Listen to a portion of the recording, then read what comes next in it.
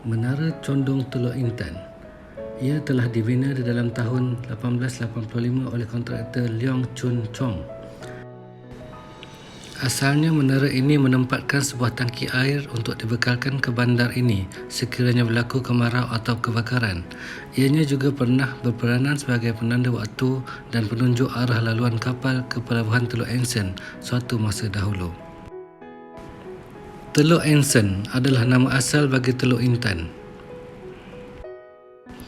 Kecondongan menara ini sering dibandingkan dengan menara condong Pisa Itali, namun menara ini hanya mempunyai ketinggian 25 meter dengan 110 anak tangga berbanding dengan menara condong Pisa yang mempunyai ketinggian 55 meter.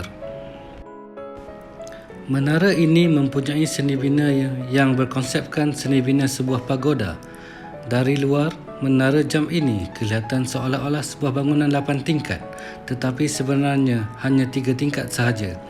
Menara ini diperbuat daripada struktur kayu dan batu.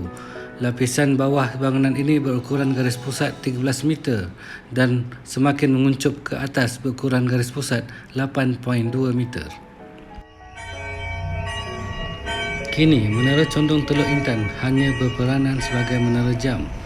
Jam yang dipasang dalam tahun 1894 dibeli dari London, buatan firma J.W. Benson, Dugar Hill.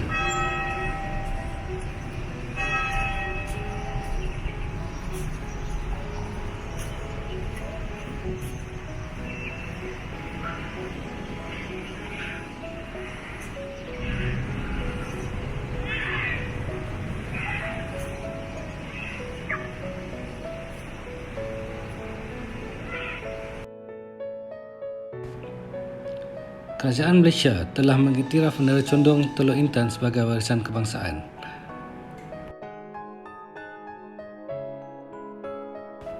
Sekarang, mari kita saksikan keunikan menara ini daripada atas.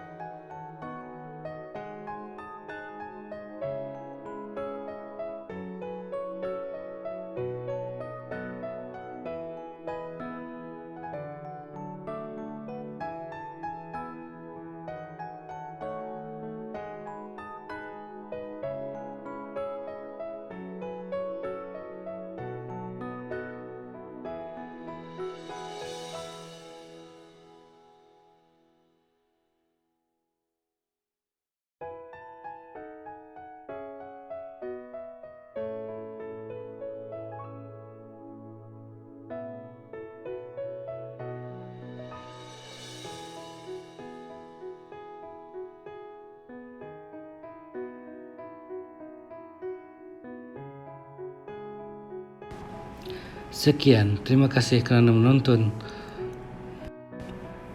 Pastikan anda like dan subscribe.